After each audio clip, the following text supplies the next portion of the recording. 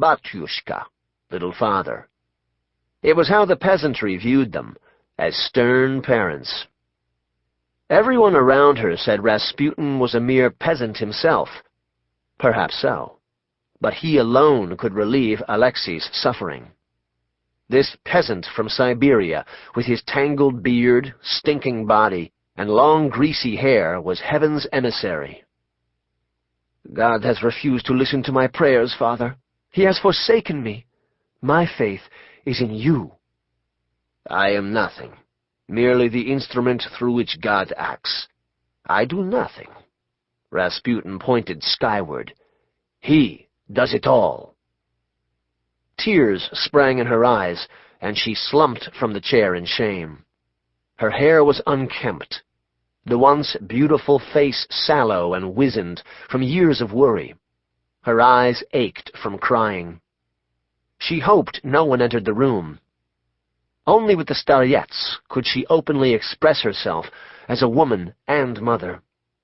She started to cry and wrapped her arms around his legs, her cheeks pressed tight to clothes that stank of horses and mud. "Mama, this solves nothing. God wants your devotion, not your tears. He is not impressed with emotion. He demands faith, the kind of faith that never doubts." She felt Rasputin tremble. She released her hold and stared up. His face had gone blank. His eyes rolled to the top of his head. A shiver quaked through him. His legs went limp, and he crumpled to the floor. "What is it?" she asked. He did not reply. She grabbed him by his shirt and shook him. "Speak to me, Staryets!" Slowly, he opened his eyes. "I see heaps, masses of corpses, several grand dukes and hundreds of counts. The Neva will be all red with blood." "What do you mean, Father?" "A vision, Mama. It has come again. Do you realize before long I shall die in terrible agony?" He grabbed her arms and pulled her close. Fear filled his face, but he wasn't really looking at her. He was focused far off, beyond her. "I shall leave this life before the new year. Remember, Mama, if I be killed by common assassins, the Tsar has nothing to fear. He will remain on his throne with nothing to fear for your children. They will reign for hundreds of years. But, Mama, if I am murdered by boyars, their hands will remain soiled by my blood for 25 years. They will leave Russia. Brother will rise against brother, and they will kill each other in hate. Then there will be no nobles in the country." She was frightened.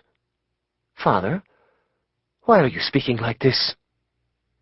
His eyes came back from beyond and focused on her.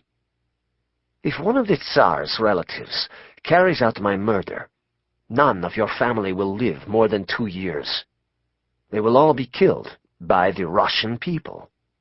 Be concerned for your salvation, and tell your relatives I paid for them with my life." "Father, this is nonsense." "It is a vision, and I have had it more than once. The night is dark with the suffering that is before us. I shall not see it. My hour is near, but though it is bitter, I do not fear it." He started to tremble again.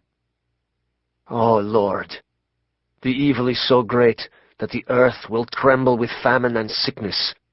Mother Russia will be lost." She shook him again.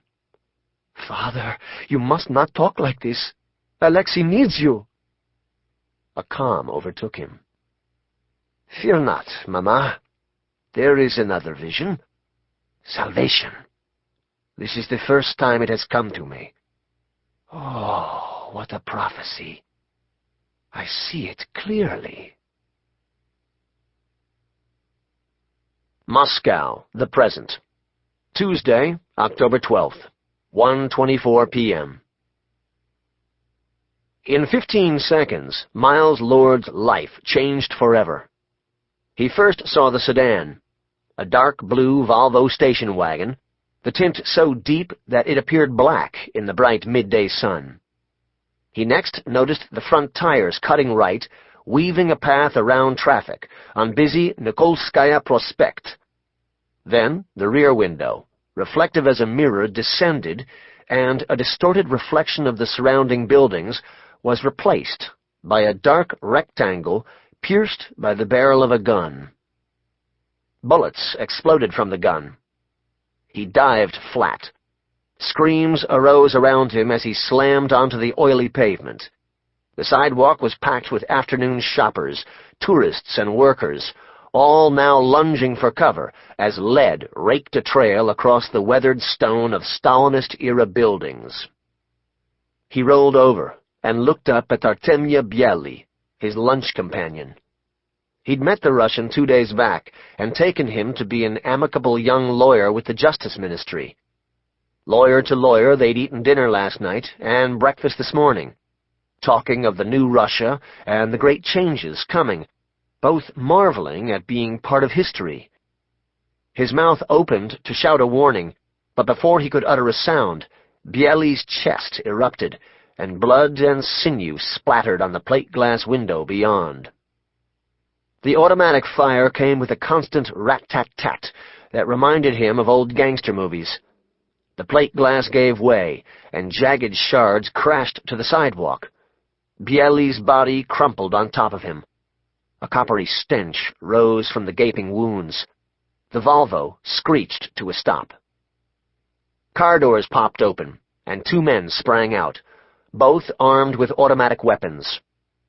They wore the blue and gray uniforms with red lapels of the militia, the police. Neither, though, sported the regulation gray caps with red brim. The man from the front seat had the sloped forehead, bushy hair, and bulbous nose of a Cro-Magnon. The man who slid from the rear was stocky, with a pockmarked face and dark, slicked-back hair. The man's right eye caught Lord's attention. The space between the pupil and eyebrow was wide, creating a noticeable droop, as if one eye was closed, the other open, and provided the only indication of emotion in an otherwise expressionless face. Droopy said to Cro-Magnon in Russian, "The damned Chornya survived." Did he hear right? Chornya, the Russian equivalent for nigger. His was the only black face he'd seen since arriving in Moscow 8 weeks ago, so he knew he had a problem. Cro-Magnon acknowledged the comment with a nod.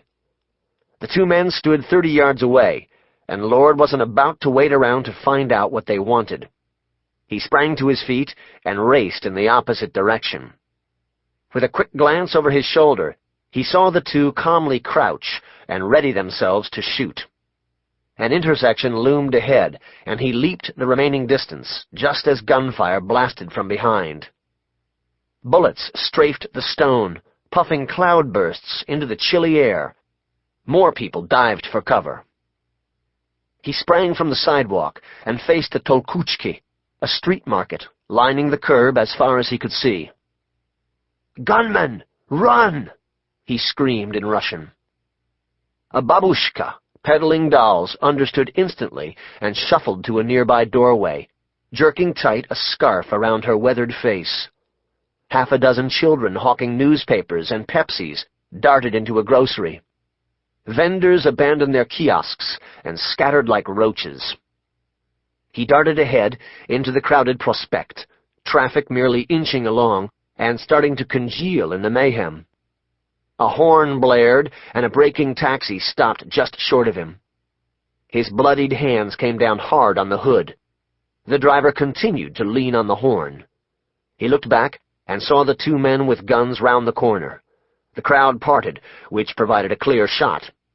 He dived behind the taxi as bullets obliterated the checkered band on the driver's side.